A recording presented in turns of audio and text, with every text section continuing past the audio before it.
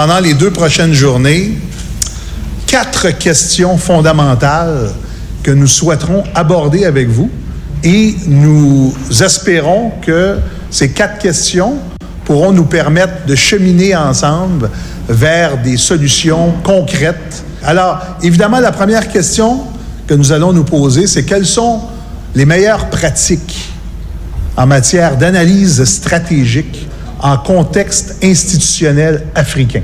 L'identification et l'analyse des risques stratégiques, opérationnels et normatifs des méga-projets ou des projets majeurs, en gardant évidemment en filigrane le contexte du projet Simandou. Nous allons jeter un regard d'ensemble sur l'identification et l'analyse des risques partenariaux, toujours dans le contexte du projet Simandou. Et nous terminerons avec, évidemment, les meilleures pratiques, comment adresser les véritables défis de gestion associés aux risques spécifiques des mégaprojets. La valorisation du capital humain, au-delà des mots, se matérialise donc par l'ouverture de la haute administration guinéenne aux plus grands instituts de sciences et du savoir. Rendre ainsi compétitifs les Guinéens et les préparer aux enjeux qui s'annoncent, notamment dans la perspective du démarrage du plus grand projet minier du monde, Simandou, ainsi que dans la mise en œuvre du programme de développement qui en découlera à l'horizon 2040. Telle est l'ambition nourrie par les autorités guinéennes. Cet atelier de réflexion et d'échange de haut niveau intervient dans un contexte particulier pour notre pays, marqué par la mise en œuvre du programme Simandou 2040, un programme d'envergure qui façonnera l'avenir économique et institutionnel de notre pays, la République de Guinée. À travers ce programme Simandou et d'autres réalisations en cours dans notre pays, Son Excellence, Monsieur le Président de la République, chef de l'État, chef suprême des armées, le général Mamadi Doumbouya, vient de démontrer qu'une nouvelle Guinée est bien possible dans une Afrique décomplexée. L'exemple vient d'en haut et l'imitation d'en bas, dit-on. C'est ainsi que le ton a été donné pour 2 jours de réflexion en vue de mieux cerner les enjeux liés aux nouveaux paradigmes et aux défis émergents pour l'administration guinéenne. L'objectif de ce cadre d'échange n'est pas de dispenser une formation, mais de favoriser une dynamique d'interaction et d'apprentissage mutuel entre les facilitateurs ayant des expériences similaires et les conseillers et hauts cadres mobilisés. Dans un monde en perpétuelle mutation, il est impératif que notre administration développe des capacités d'adaptation et d'anticipation face aux enjeux stratégiques actuels. Cette initiative du cabinet de la présidence de la République ayant permis de mobiliser des experts de haut niveau de l'École nationale d'administration publique du Québec traduit la volonté du chef de l'État de renforcer la capacité d'analyse et de gestion stratégique des conseillers des administrations stratégiques de notre pays. Cet atelier qui permettra également de développer les outils efficaces pour contribuer à la réussite des chantiers de la refondation s'est conclu par une rencontre dînatoire au cours de laquelle les différents intervenants ont non seulement exprimé leur satisfaction, mais se sont évidemment projetés sur des perspectives heureuses.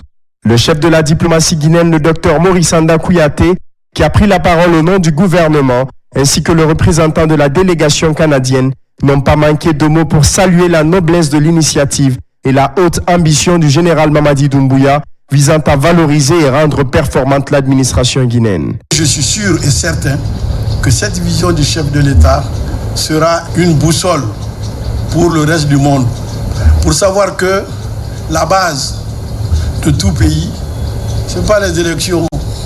La base de tout pays, ce ne sont pas des slogans politiques. La base d'un pays, c'est le quotidien au réveil jusqu'au coucher du plus petit habitant dans le plus petit hameau. Et c'est ça que veut le chef de l'État, que ce plus petit habitant dans le plus petit hameau ressente qu'il a sous la terre et sur la terre quelque chose que Dieu lui a donné et qu'il peut en profiter. C'est cela Simandou 2040. S'il y a un domaine actuellement où le Québec peut et doit accompagner la Guinée dans sa stratégie de développement, c'est bien dans le secteur de la formation et de l'éducation de façon large. Et je dirais beaucoup plus marqué pour la Guinée, avec son projet du siècle. Je vous le dis par expérience, Simandou, c'est une mine du siècle, vraiment.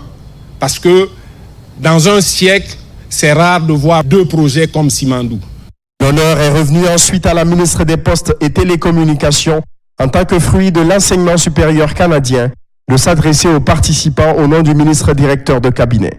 Aujourd'hui, je veux juste mettre un accent sur le fait que le deuxième axe de ce grand programme Simandou, c'est l'éducation, la culture. C'est notre fer de bataille. C'est là que nous savons que nous aurons une richesse durable, éperdument. Si nous réussissons à consolider notre capital humain, nous aurons réussi notre pari du grand programme Simandou. C'est la vision du chef de l'État. D'autres initiatives s'inscrivant dans le même registre sont notamment la construction de plusieurs établissements scolaires, l'initiation et la finalisation de nombreux ouvrages dans les institutions d'enseignement supérieur, le lancement de programmes d'équipement et de formation dans les métiers du numérique, la mise en place du Prytanée militaire, le lancement très prochain de Simandou Academy. Comme l'a récemment fait remarquer le ministre directeur de cabinet de la présidence de la République et président du comité stratégique de Simandou, je cite, « Conformément à la vision du chef de l'État, son Excellence le général Mamadi Doumbouya, le capital humain est au cœur du programme de développement socio-économique durable et responsable Simandou 2040. À travers l'initiative Simandou Academy, nous affirmons notre engagement à former les cadres guinéens et les générations futures, un élément clé pour garantir notre souveraineté. » Fin de 11e édition de l'Assemblée générale des plateformes des régulateurs de l'audiovisuel de l'espace UEMOA et de la Guinée. Au cours de ce conclave, la Guinée a été honorée à travers l'élection à la vice-présidence de cette organisation sous-régionale du président de la Haute Autorité de la Communication. Les images de nos confrères de la RTBF sont commentées par Amadou Touré. Lutte contre le piratage des contenus audiovisuels via Internet était le thème de ce colloque international tenu à Ouagadougou, capitale du Burkina Faso. La Guinée a été représentée par Boubacar Yassine Diallo, président de la Haute Autorité de la Communication HAC, à cette importante rencontre sous-régionale. Une occasion pour ce journaliste, reconnu par ses pairs, de se prononcer sur les conséquences de ce fléau pour la production audiovisuelle en Afrique. Pour assainir le secteur des médias, pour promouvoir la liberté de la presse qui s'adosse sur la liberté d'expression, nous avons le devoir de protéger le contenu des œuvres cinématographiques et télévisuelles. Cette rencontre, qui est également la 11e Assemblée générale des présidents de la plateforme de régulation de l'audiovisuel de l'espace UEMOA et la Guinée, a servi d'occasion pour l'élection du Guinéen Boubacar Yassine Diallo comme vice-président de la plateforme des régulateurs de l'audiovisuel de l'espace UEMOA. Il devient ainsi la deuxième personnalité de cette instance après le président de la Haute Autorité de l'audiovisuel et de la communication du Togo, qui a été désigné président de la plateforme pour un mandat de 2 ans. Le piratage des contenus audiovisuels expose les créateurs à la mendicité, ce qui est inacceptable. Les créateurs de contenu doivent vivre du revenu de leur labeur et c'est à nous, parmi d'autres, de les protéger. En marge de ces travaux qui coïncident avec la tenue de la 29e édition du FESPACO, le président de la HAC a été reçu avec tous les honneurs en compagnie de ses homologues de la sous-région par le Premier ministre du Burkina Faso, Jean-Emmanuel Ouédraogo.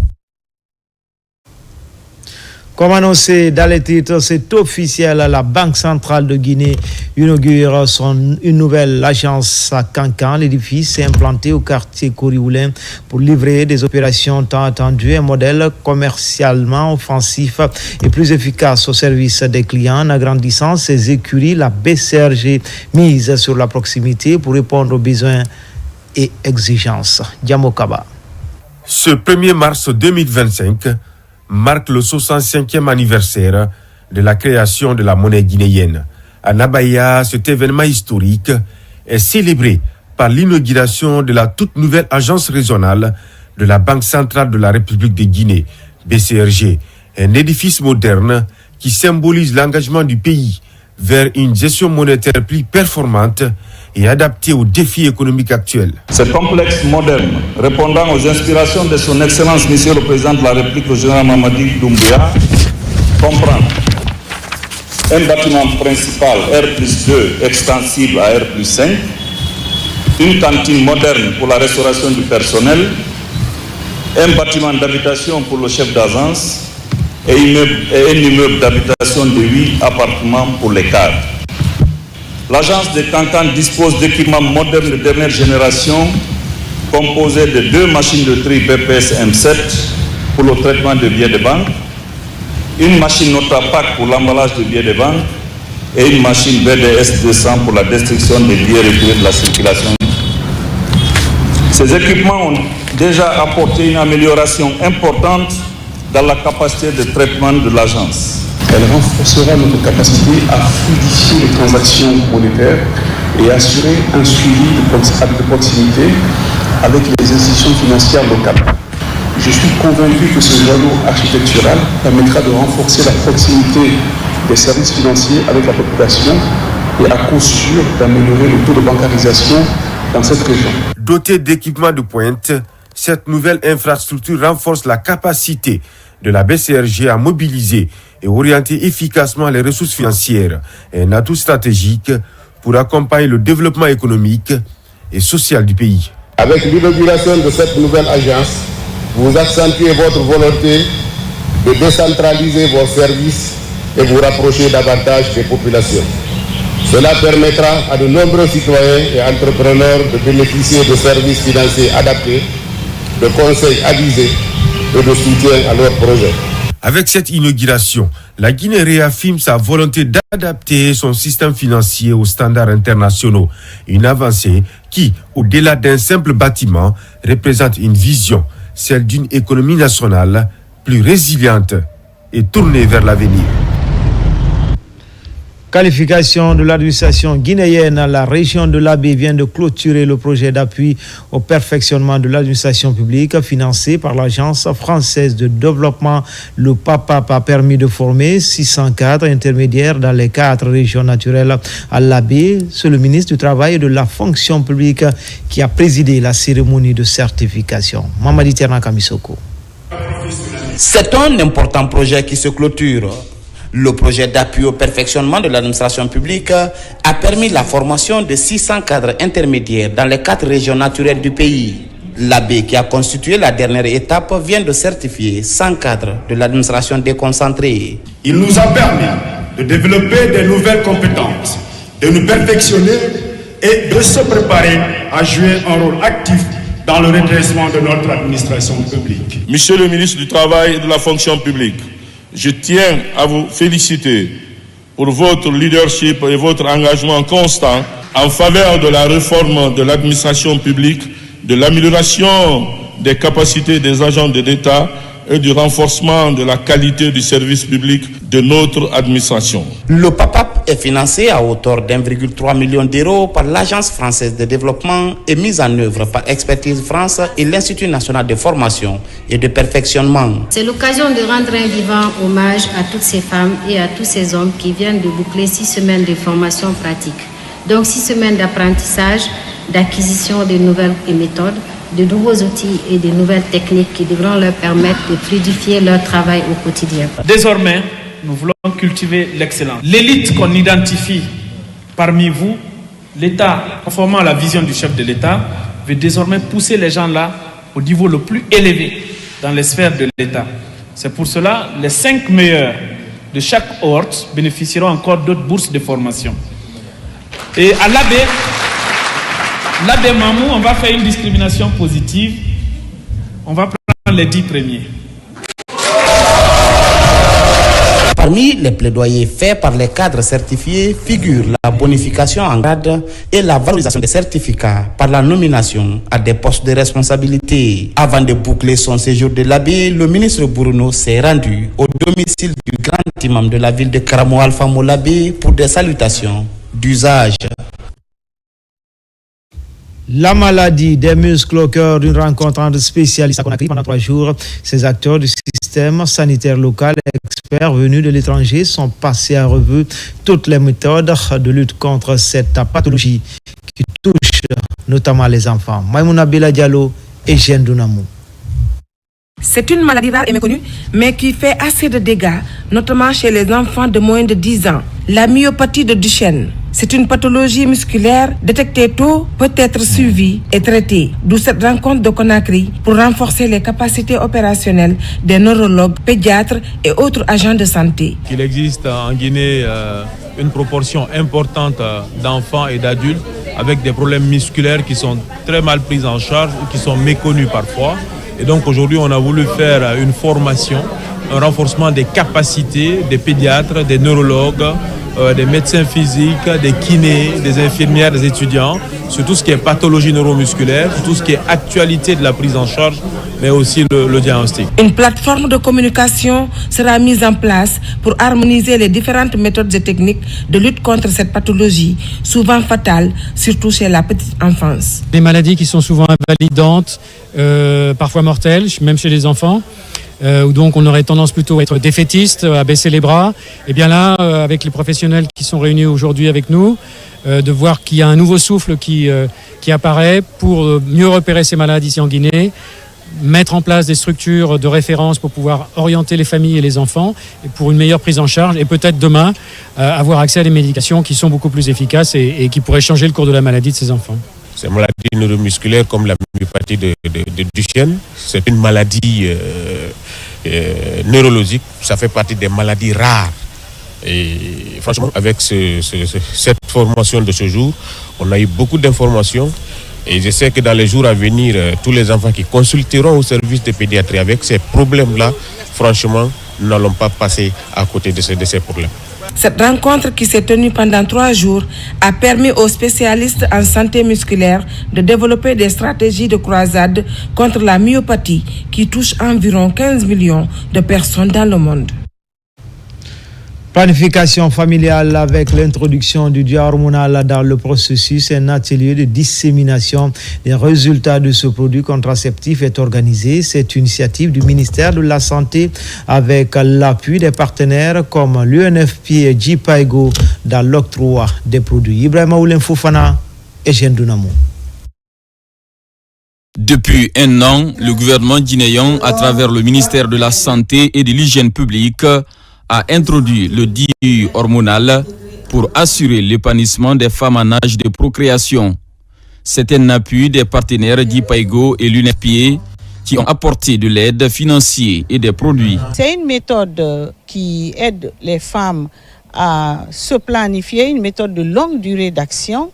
Ensuite, c'est une méthode pour laquelle les effets secondaires sont moindre par rapport à plusieurs d'autres méthodes. Le dioxyde hormonal est une méthode contraceptive moderne et efficace. Ici, les avancées dans le cadre de son introduction sont dévoilées. Dans sa première phase, lancée en janvier 2024, le taux de prévalence contraceptif a grimpé de 11 à 16,16%. Le projet a touché toutes les régions, de Conakry à Zérékoré. Il n'y avait pas de projet pilote pour ce projet-là. C'est un projet d'introduction et d'extension en même temps. C'est-à-dire que le projet doit s'étendre sur tout le pays. Nous avons eu à former les prestataires depuis Conakry jusqu'à Zérékoré. Le résultat, il est positif. Et comme c'est une nouvelle méthode, de planification familiale de longue durée d'action qui n'était pas connue dans notre pays, alors il fallait former les prestataires sur l'offre de cette nouvelle méthode. Donc en quoi faisant, alors montrant comment on prépare le dispositif intra-utérin. En termes de défis à relever, l'assurance de la disponibilité permanente des dioxydes hormonal, le renforcement de la coordination entre prestataires et pharmaciens et sensibiliser davantage sur la nouvelle méthode contraceptive. À Koya, les actes citoyens se multiplient en faveur des communautés. La Jeune Chambre internationale organise une campagne de don de sang pour sauver des vies dans cette contrée où des accidents se produisent le plus souvent. Les opérations se déroulent dans les concessions scolaires pour accompagner les structures sanitaires. Abakar Diaby, Souleymane Kondé. Pour mener à bien sa mission, la jeune chambre internationale La Conakry Avenir s'active sur le terrain. Cette campagne de sensibilisation et de mobilisation sociale en faveur du don de sang volontaire et gratuit s'inscrit dans cette logique. Cette opération est menée ici en collaboration avec les autorités sanitaires de la préfecture de Koya. L'objectif est d'avoir un stock important de sang dans les structures sanitaires de la localité pour sauver des vies. Nous estimons que le don de sang, c'est un acte noble. Un acte noble, le fait que le sang que tu donnes, tu ne sais pas quelle est la personne ce sang pourra sauver. Aujourd'hui, beaucoup de personnes souffrent des maux qui entraînent un manque de sang. La demande de sang est aujourd'hui très récurrente dans la préfecture surtout, mais l'offre est très minime. Donc donner un sang aujourd'hui contribuerait à sauver des vies. Cette initiative cible essentiellement les établissements scolaires de Koya. Elle intègre les élèves pour faciliter la prise en charge des malades. La démarche constitue l'un des projets phares de cette structure fêtière des jeunes pour contribuer à l'amélioration de la santé publique à Koya. Je voulais remercier ceux qui ont accepté de donner de façon bénévole leur sang pour sauver des vies humaines. Parce qu'on ne sait pas qui en aura besoin. Donner le sang sauve la vie des humains, parce que c'est très important. En cas de maladie. Le manque de sang dans les structures sanitaires du pays reste une problématique non négligeable pour les autorités sanitaires et les citoyens. Depuis 2013, ces jeunes leaders de Koya ne cessent de mobiliser toutes les couches sociales en faveur du don de sang volontaire et gratuit pour faciliter la prise en charge des malades dans les différentes structures hospitalières de leurs zones respectives. Sur l'île de Kassa, des causeries sur l'importance des serviettes hygiéniques sont initiées dans les concessions scolaires. Après sensibilisation, des kits ont été distribués aux jeunes filles. C'est une manière de préserver leur santé et les maintenir à l'école. C'est une des activités du Lions Club Conakry, Yara. Moussa Bangoura. C'est une campagne de sensibilisation et de distribution de serviettes hygiéniques. Ici à Kassa, dans les établissements scolaires publics, des causeries éducatives sont organisées sur l'importance de l'utilisation des serviettes hygiéniques. La cible principale, les jeunes filles du primaire, collège et lycée. Pour chaque jeune fille, on a tenu compte, comme je l'ai dit, de plusieurs aspects, notamment un kit va servir pour une jeune fille toute l'année. Il faut aussi rappeler que cette activité vise à promouvoir la santé, l'éducation et l'émancipation des jeunes filles. Le Lions Club Conakry Yara pilote l'événement. Le but est d'amener ces jeunes filles à un changement de comportement afin de préserver leur santé en milieu scolaire. Pour avoir ça, c'est très difficile. Donc, vous avez fait tout ça là. Donc, ça va les très servir. Donc, je suis très heureux. Je leur dirai de bien conserver ça jusqu'à l'année prochaine. C'est d'en venir faire ces dons à leurs sœurs, à leurs nièces. Vraiment, on ne fait que s'en féliciter et les remercier. Et mutuellement, se confier l'un à l'autre. D'autres activités sont prévues les jours à venir par ce mouvement de jeunes qui œuvrent pour l'accompagnement des jeunes filles en situation difficile. À présent, je vous amène à Wudoumakoro dans Kinyera, un village primitif de Sakho, pour vous faire découvrir le quotidien des femmes sur les berges de la mare de Fanko. Des milliers de femmes, accompagnées parfois par leur mari, développent l'agriculture écologique pour soutenir les foyers, garantir un avenir radieux à leurs enfants. Beaucoup de difficultés font baisser leur production ces dernières années, comme nous le montre ce reportage signé Komara Moussa. Voici le quotidien des femmes lorsque le soleil jette ses premiers rayons sur Wudoumakoro, un village agro-pastoral de la sous-préfecture de Kinyera. Menu des petits seaux et des dabas, direction cette plaine de 101 hectares pour entretenir leur potager. Une activité de Russes qu'elles ont hérité de leurs ancêtres venus s'installer au bord de cette mare Fanko en disparition il y a plus de 800 ans. Nous ne sommes pas dans les mines. Nos maris sont fatigués et nos enfants sont à l'école. Que deviendrons-nous si on ne fait pas le maraîchage? Surtout si nos ancêtres ne nous avait pas laissé cette terre cultivable. Sur cette plaine à perte de vue, des variétés de légumes sont produits. Le manque d'eau dans la mare Fanko, de motopompes et produits contre les ravageurs font perdre la production chaque année. Une situation préoccupante pour ces habitants de Oudumakoro, dont la principale activité reste l'agriculture. Nous ne gagnons pas assez d'argent sur nos productions. Il y a trop de souffrance que de rendement. Nos potagers sont envahis par les bétails. Il n'y a plus de grillage ni d'eau pour arroser. Après la récolte, difficile aussi pour nous de trouver des clients. Nos productions se limitent seulement à Koundian, Loïla ou Kinyiran. À Oudumakoro, les femmes restent en première ligne de l'agriculture écologique. Elles sont souvent assistées par leurs maris. À l'image de ce couple sexagénaire en pleine activité de désherbage ce matin. Ma femme est fatiguée. C'est pourquoi, des fois, je m'efforce à venir l'aider pour nourrir les enfants et faire des revenus pour scolariser les enfants qui sont nos espoirs pour demain. Aucune de ces femmes n'a bénéficié jusque-là d'une formation en nouvelles techniques culturelles. Elle espérait un appui constant des autorités ou ONG pour augmenter les rendements. Surtout, leur aider à curer le lit de la mare, Fanko, complètement tari.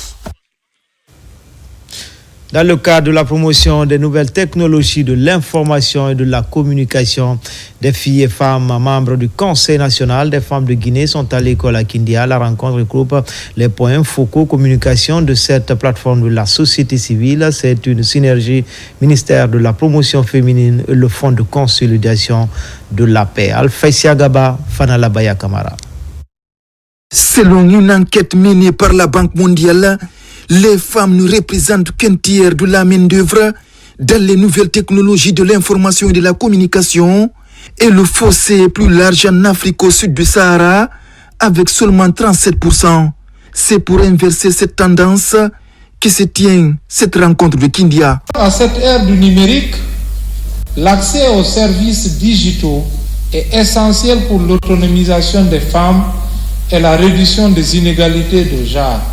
Nous, en tant que Nations Unies, croyons à la force de la mutualisation des efforts pour y arriver. Souvent, les femmes sont en liesse pour réclamer leurs droits. C'est du théâtre. Le droit ne se réclame pas. Il s'impose par le travail. C'est ce que vous êtes en train d'appliquer ici aujourd'hui. Outiller les femmes, c'est outiller la société guinéenne. La rencontre de Kindia regroupe les jeunes filles et femmes des différents bureaux du Conseil national des femmes de Guinée, venues des 33 préfectures et des différentes communes de Conakry. Ces femmes apprennent les différents outils informatiques. Elles sont là pour se former aux outils qui vont les aider à travailler, à représenter les femmes. Et inclure les femmes dans ces processus-là. Le Conseil national des femmes aussi qui va être l'organe qui va permettre aux femmes de s'exprimer, de travailler pour le bien-être des populations en général. Pendant une semaine, les différents outils liés au numérique ont été enseignés à ces points focaux. C'est dans le cadre du programme de participation des femmes et filles pour une transition apaisée et réussie du système des Nations Unies à travers le Fonds de consolidation de la paix. Les services de défense et de sécurité de Dalaba, nord de bataille contre les trafiquants et consommateurs de stupéfiants, avec à la clé la saisie d'une importante quantité de chanvre indien et produits pharmaceutiques périmés. Une opération d'incinération est organisée pour débarrasser Dalaba de ces produits prohibés. RTG Mamou, Mamadou Patebaldi. À Dalaba, les services de sécurité et de défense ont déclenché une offensive contre les détenteurs de chanvre indien et des vendeurs illicites des produits pharmaceutiques. Après plusieurs opérations de contrôle sur le terrain, ils ont mis main sur une quantité importante de produits impropres à la consommation. C'est grâce à la bonne collaboration des citoyens de Dalaba pour nous mettre sur la piste de ces produits. que vous voyez devant vous ce matin-là, à savoir une quantité de produits pharmaceutiques et une quantité aussi de chanvre indien. Donc on a procédé à l'interpellation de ces personnes et on a dressé les procès-verbaux et les mettre à disposition de la justice. Au cours des opérations, les présumés détenteurs de ces produits prohibés ont été mis à la disposition des autorités judiciaires. Et le tribunal, enfin, dans la décision, a ordonné que les produits soient incinérés. Donc, il y a aussi une dizaine de kilogrammes de chanvre indien. C'est tout ça qu'on a réuni pour venir à la décharge, ici à la nouvelle décharge de Dalaba, afin de procéder à l'incinération des 10 produits. Pour dénicher les bandits et leurs complices dans la cité et améliorer la santé des populations, les services de sécurité et de défense de Dalaba en appellent à une franche collaboration avec les citoyens pour que règne la paix et la quiétude sociale dans la ville de Dalaba. Déterminés à offrir aux fidèles un environnement sain, les membres du conseil communal des jeunes de Matoto ont procédé à un coup de balai dans leur commune. Première étape, les lieux de culte et artères des quartiers Anta et Kisoso. Une action saluée par les autorités locales. Sona Sagnon. La propriété est l'affaire de tous. Fortement mobilisés, les membres du conseil communal des jeunes de Matoto se sont engagés à faire une différence dans certaines artères et lieux de culte dans les quartiers d'Anta et Kisoso. À l'occasion du mois saint de Ramadan et du Carême, initions cette activité, allons nettoyer les églises et les mosquées et venir en appui à nos mamans, dire aux jeunes, nous pouvons aussi laver les mosquées. Ce n'est pas seulement le rôle des mamans. Si on a réussi vraiment à assainir toutes ces 6 mosquées et l'église, c'est grâce à l'AGETIP. Des projets de telle envergure initiés par des jeunes, nous ne saurons que remercier l'initiative. Leur dire que nous sommes disponibles pour tout projet allant dans le sens de l'occupation saine des jeunes. Dotés de matériel de nettoyage, ces jeunes accompagnent les citoyens et les autorités locales dans leur action citoyenne. Je ne peux qu'encourager cette jeunesse à faire mieux, à s'impliquer davantage dans la vie sociale, à s'impliquer davantage pour le développement, à s'impliquer davantage, voire même dans la politique de la Guinée et à surtout encourager la population à resserrer les rangs. Une immense joie de les coacher, de continuer à les orienter pour qu'ensemble ils puissent se donner la main pour relever les grands défis qui se posent à la jeunesse de notre pays, en général, mais particulièrement les jeunes de la commune de Matoto. Cette opération de nettoyage est initiée par le conseil communal des jeunes de Matoto. Le but est d'offrir aux fidèles un environnement sain et propice. Cette action collective favorise la protection de l'environnement. Cérémonie de lecture du Saint-Coran dans la commune de Matoto. Également, elle est organisée par les membres de la COSABAG. Des prières et bénédictions ont été dites pour la cohésion sociale et la réussite de la transition en cours en Guinée. Nabila Moussa Kamara, Mamadou Saliou Bangoura. Lire le Saint-Coran et faire des bénédictions pour le pays, tel est le motif de la mobilisation des membres du COSABAG, des responsables religieux, des autorités locales et des fidèles musulmans. Ici à Matoto, cette séance de lecture du Saint-Coran traduit la vision des membres de la structure à promouvoir les valeurs islamiques, mais aussi et surtout de soutenir les démarches des autorités du CNRD. Le Conseil a pour objectif général de renforcer la cohésion sociale et un climat de paix entre les jeunes et les femmes sans discrimination. Donc, depuis notre création, nous nous posons à tout moment les actes de réconciliation, mais aussi et de paix. Convaincus de l'intérêt de la stabilité dans le pays pendant cette période de transition politique, plusieurs fidèles musulmans ont pris part à ce rendez-vous. Objectif, accompagner les initiateurs dans leur action de renforcement du vivre ensemble. La prière raffermit l'esprit de l'homme, la conscience. Ça t'amène à la paix. Et qui parle de la paix, le soubassement du développement, c'est la paix.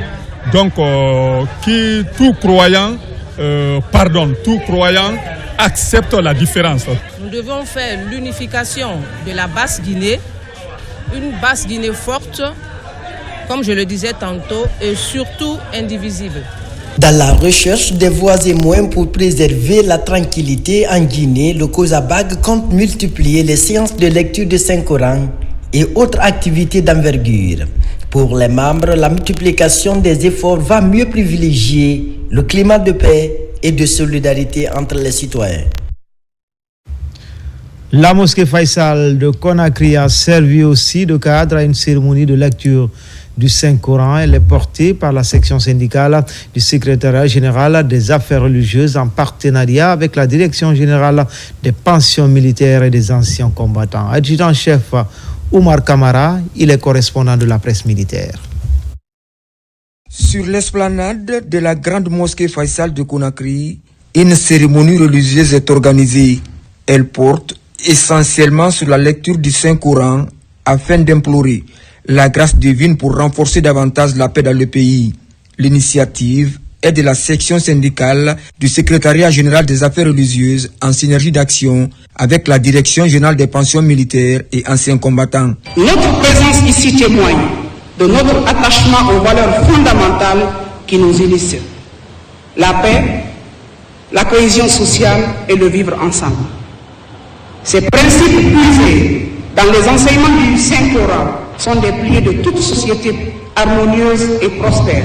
Nous avons le devoir de les préserver et de les renforcer afin d'assurer un avenir empreint de sérénité et de fraternité pour la nation. Les remerciements sont à l'endroit de la hiérarchie militaire et particulièrement aux organisateurs, à Madame la secrétaire syndicale des affaires religieuses qui a bien voulu porter son choix sur ma modeste personne. Je prie Allah le Tout-Puissant qu'il bénisse notre cher président, le général d'armée Mamadi Doumbouya, et à son ministre de la Défense, l'ambassadeur Abakar Sidiki Kamara, et à toute la hiérarchie militaire, tous les hommes en uniforme qui se sont déplacés pour pouvoir assister à cette prière. Cette lecture du Saint-Coran est suivie d'une conférence débat sur le rôle de la Guinéenne dans la consolidation de la paix dans notre pays. En Guinée, il n'y a que des Guinéennes. Donc la considération ethnique, la considération tribale et la politique doit être rejetée partout afin que la Guinée reste et demeure un pays stable. Et surtout à travers ces prières, nous avons formulé l'âge prière fervente pour le chef de l'État qui dirige aujourd'hui la destinée de la Guinée. La cérémonie a été aussi marquée par la remise de satisfecit au ministre secrétaire général aux affaires religieuses pour ses efforts consentis dans la promotion de l'islam et surtout la réussite dans l'organisation des derniers pèlerinages à la Mecque. Inauguration d'une mosquée dans le secteur de Bara, district de Kamalaya, préfecture de Forikaria. Une maison de Dieu construite par le ministre de la Culture avec l'appui du chef de l'État général Mamadi Doumbouya. Les populations de Benna sont sorties massivement à l'occasion de l'inauguration de cette mosquée. Bosman Mamadou Djoumaba. District de Kamalaya, secteur de Bara. Nous sommes en terre maurianaise dans le Benna profond. Une forte mobilisation des populations heureuses d'accueillir la délégation ministérielle. Carnaval, chants et pas de danse du tiroir dans un enthousiasme, comme pour marquer leur adhésion aux idéaux du CNRD avec à sa tête le général Mamadi Doumbouya. C'est à la faveur de l'inauguration de cette mosquée construite par le ministre Moussa Moïse Silla, fils de la localité. Dans la délégation, plusieurs cadres et membres du gouvernement. L'une des préoccupations de cette population, c'était d'avoir un lieu de culte, un lieu de prière commode qui puisse leur permettre donc d'exprimer un peu leur foi en Allah. Et par la grâce donc d'Allah et le soutien accru du chef de l'État, le général Mamadi Doumbouya, nous avons pu répondre favorablement à cette sollicitation de la population de Bara. La mosquée, elle est finie. Les populations donc ont tenu à se mobiliser fortement. Il y a eu des déplacements dans tous les villages environnants, le préfet, ainsi de suite, pour venir ici exprimer leur joie, leur satisfaction. Vous avez vu ici que les populations sont dans l'effervescence. Tout le monde est content ici. Vous avez vu les t-shirts, vous avez vu les casquettes à l'effigie du président de la République, ce qui prouve à suffisance qu'ici à Benna, c'est le général Mamadi Doumbouya. L'ouvrage d'une grande capacité pourra accueillir tous les fidèles musulmans de Gbara et des localités environnantes. Il est équipé de panneaux solaires avec des mesures d'accompagnement pour assurer l'entretien de cette maison de Dieu. Nous sommes très ravis et très contents aujourd'hui pour avoir cet édifice. Moussa Moïse aussi a décidé qu'il va faire un four ici pour nous accompagner, comment gérer et pour faire entretenir cette mosquée-là. À l'occasion de cette inauguration, les fidèles musulmans ont réalisé plusieurs séances de lecture du Saint-Coran. Des prières et bénédictions pour implorer Allah afin qu'il répande sa miséricorde sur l'ensemble des Guinéens, avec à la tête le chef de l'État, général Mamadi Doumbouya. La synergie GM2 25 rentre d'une tournée de sensibilisation dans certaines sous-préfectures au centre urbain de Bokeh. Il a été question pour la coordination de cette synergie de dérouler la vision du chef de l'État pour le décollage économique du pays, mais aussi sa volonté à maintenir la quiétude sociale. Bakary Bambakonde. GMD 25, la synergie de soutien au président de la République, général Mamadi Doumbouya, sur le terrain d'information et de sensibilisation autour des acquis du CNRD. Dans la préfecture de Bokeh, elle est venue établir un contact direct avec toutes les sous-préfectures et le centre-ville afin d'encourager l'adhésion aux idées de refondation de l'État et d'assurer un soutien continu au chef de l'État. La synergie GMD 25, entendez Général Mamadi Doumbouya 2025, est née du constat factuel. Parce que nous avons trouvé un sursaut national sur l'ensemble du territoire. Tout le monde veut le général Mamadi Doumbouya. Mais même si on est majoritaire, s'il n'y a pas d'organisation, on peut perdre là où on devrait absolument gagner. C'est pourquoi nous avons dit qu'il faille créer une structure fêtière qui regroupe l'ensemble des partis politiques, des mouvements, des associations, des syndicats qui soutiennent les nobles idéaux du CNRD. La rencontre a débuté par une réunion au siège de la préfecture réunissant toutes les couches socio-professionnelles. Des discussions ont essentiellement porté sur les motifs de la création de la synergie GMD 25 et les principaux axes du programme de refondation proposé par le président de la République. Suite aux actions menées dans cette région, dans le cadre du développement, qui était jadis considérée comme une région de turbulence, mais avec l'avènement du chef de l'État, le président de la République Mamadi Doumbouya, qui a eu une vision claire et qui a pu diagnostiquer le problème de Bokeka. Et il a trouvé la solution. La synergie GMD 25 dans la préfecture de Bokeh représente une étape importante vers la mobilisation collective des populations de Kakandé en faveur des idées de refondation de l'État prônées par le général d'armée Mamadi Doumbouya.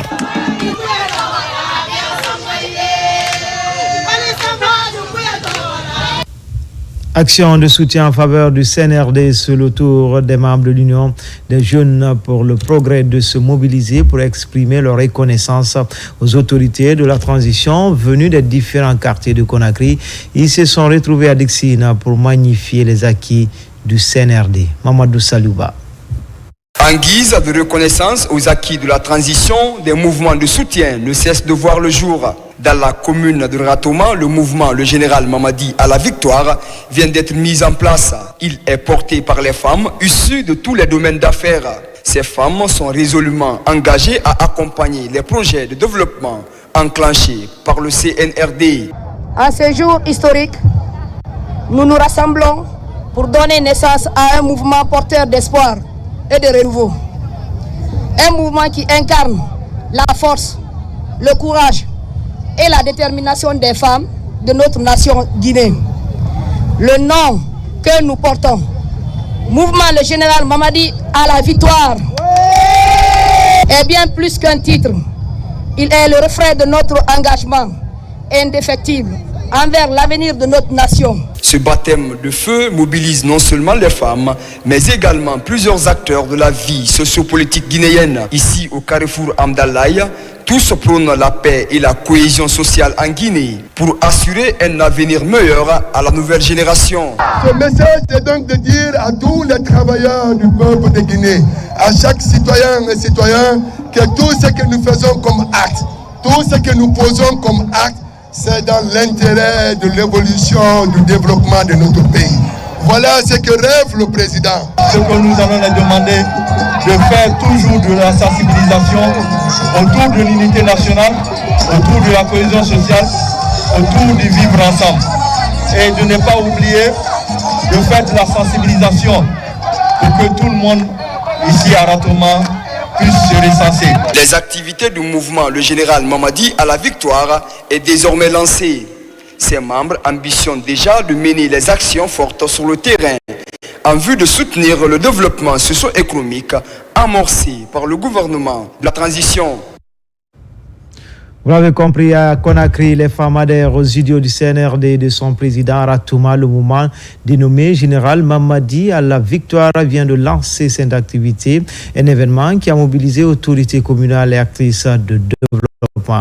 Une occasion également de mettre l'accent sur les enjeux liés à la nouvelle constitution. C'est un reportage signé Abakar Diaby et Morlaï Souma. L'association des femmes solidaires de Guinée Simandou 2040 a organisé une journée de sensibilisation et de promotion des acquis du CNRD, une activité qui s'est déroulée autour d'un carnaval qui est parti de Tombolia pour le centre-ville de Kalouma. Marie-Angélique Bangoura. L'ambiance est bon enfant sur le trajet Tombolia-Kalouma. Ce carnaval est organisé par l'Association des femmes solidaires de Guinée, Simandou 2040. Par cette mobilisation, elles entendent apporter leur soutien aux autorités de la transition. Ici, la sensibilisation est axée sur l'utilisation des passerelles, la propriété de la ville et l'entretien des infrastructures.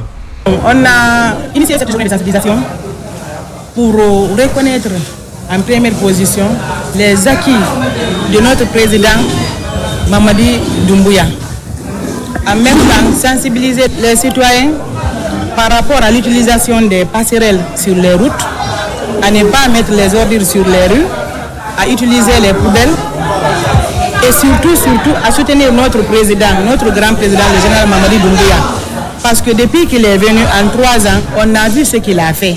Ce long trajet a mobilisé les femmes des marchés d'Antag, de Bessia et de Madina qui adhèrent enfin à cet engagement citoyen.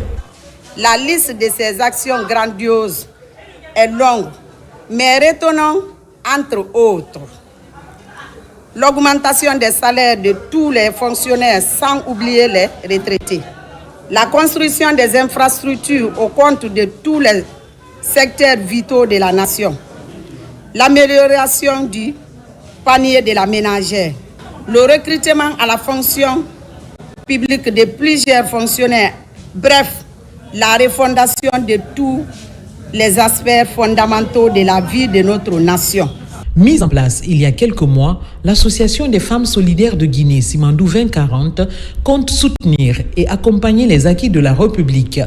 À travers ces activités, elle s'aligne derrière le projet Simandou 2040, qui est un modèle de développement pour la Guinée.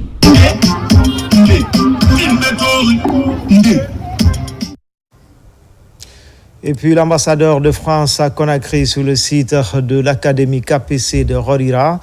Un partenariat vient d'être scellé pour l'obtention des papiers de voyage pour les académiciens à l'international. C'était un reportage signé Abakar Junior Kamara.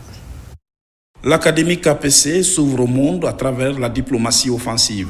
Ce jeudi 27 février 2025, l'ambassadeur de la France visite les installations de l'Académie à Rorira, dans la préfecture de Debreka. Du bloc administratif aux pelouses, en passant par la piscine et le trottoir des enfants, tout a été visité par l'ambassadeur. Je voudrais rendre hommage à M.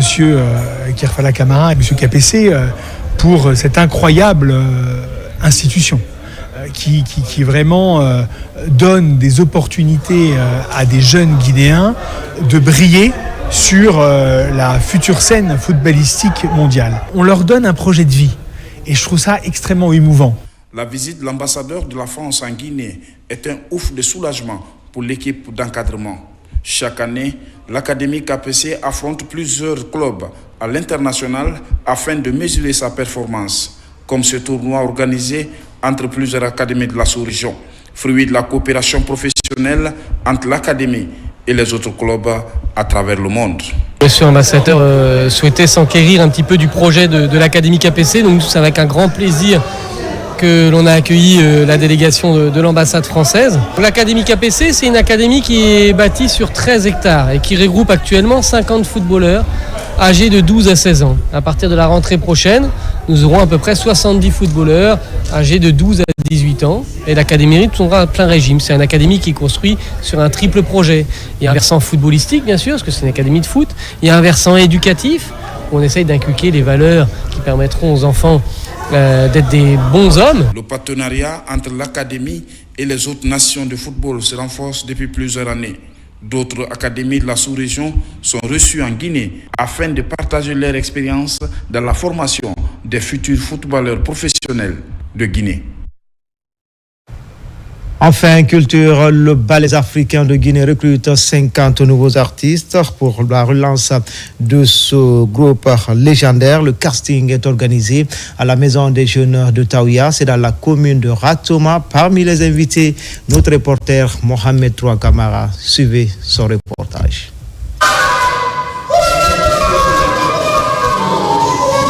Les ballets africains de Guinée recrutent de nouveaux membres pour une relance sur le plan national et international. C'est dans cette perspective que se tient ce casting de recrutement ici à la Maison des Jeunes de Taouya, dans la commune de Ratoma. Les ballets africains sont notre équipe nationale de la culture et du patrimoine historique. Et c'est important que dans le nouveau contexte de la refondation de notre pays, que ces ballets soient reformés, restructurés, afin que notre pays, à travers ses expressions culturelles, puisse être relancé sur les firmaments du monde entier à travers la culture. Ces sociétaires chevronnés de la musique traditionnelle guinéenne ne passent pas par mille chemins pour le choix des méritants. Aujourd'hui, il y a une stratégie qui a été mise en place pour recruter des artistes de talent, des artistes de qualité pour les ballets africains de Guinée. Les ballets africains, c'est un ensemble emblématique de notre pays, c'est un patrimoine. Les participants sont conscients que seul le mérite paye.